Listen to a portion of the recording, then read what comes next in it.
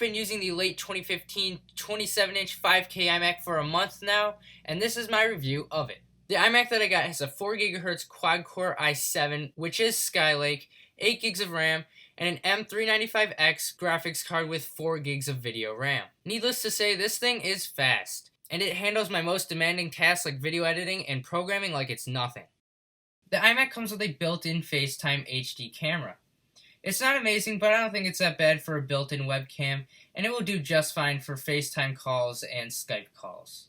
Along with that camera, you get a dual microphone. I really didn't expect much from the microphone, but I've been using it in every video since I got the iMac, and it's really quite good. All the audio in this video is being recorded with that microphone, so judge for yourself, but in my opinion, this is a good microphone, and I do plan to use it in future videos. The iMac also has stereo speakers, which you can find underneath the display. These speakers also exceeded my expectations. The speakers are just really good, and you really have to hear them in person to get an idea of what they sound like. As you may recall, last year when the 5K iMac first came out, a lot of people were complaining about loud fan noise. I don't know how true or not that is for the 2014 5K iMac, but I can tell you with this 2015 5K iMac, I had absolutely no problem with fan noise. The fan has a minimum RPM of 1200, so it is always spinning, but it's very quiet, and any amount of sound coming from the iMac, like if you're watching a video or something, it really makes it so you can't hear that fan noise.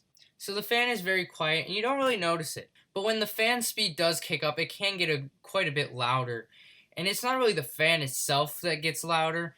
It's really just, you hear this massive amount of wind just moving through your room. But it doesn't happen that often. Like if I export a video and it takes a while, because it's a long 4K video, the fan will kick up, but it does go back down very quickly, and it doesn't take long, so it really does not bother me, and I have absolutely no issue with fan noise. I actually have never seen the fan get all the way up to 2800 RPMs. But you can make it happen with programs like SMC Fan Control, which will be down in the video description. So I will use that program to get it all the way up to max speed to show you what it does sound like at the maximum fan speed.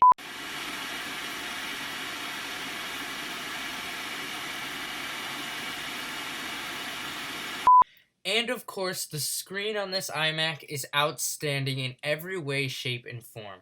Of course, it is a 5K Retina display, so there is a very high pixel density, which really, you just can't describe it. You have to see one in person to truly understand how great the pixel density is on this display. But this display is great in other ways as well. So instead of having standard RGB colors, it has what's known as P3, so it supports more colors than a standard RGB display. As well as this display is great in direct sunlight. You wouldn't even know you're using it in direct sunlight compared to not in direct sunlight. When the sun hits it, the display just gets brighter by itself, and it looks just as good. The display is great, and of course, you can see this screen perfectly from all angles. The colors don't get distorted or anything like that from any angle, really. And the display is one of the best parts about this computer. It truly is. And the most important thing about this computer to me is that it runs OS X. OS X just ties together the whole Apple ecosystem for me. It works phenomenally with my iPhone and my iPad, and it gives me access to Xcode, which lets me learn Swift, and I can learn how to build iOS apps, and I just flat out like OS X and how it works. So OS X just works well with me, and I really like it. And if there is one thing that I don't like about this computer, it is that it doesn't have even one USB-C port on it. I just feel like with Apple pushing USB-C, with the new MacBook and the new Apple TV having a USB-C port, I just feel like this iMac should have a USB-C port, if only so it becomes more useful in the future, and that it kind of just future-proofs my iMac. Overall, I think this is an outstanding computer. It's definitely worth what I paid for it.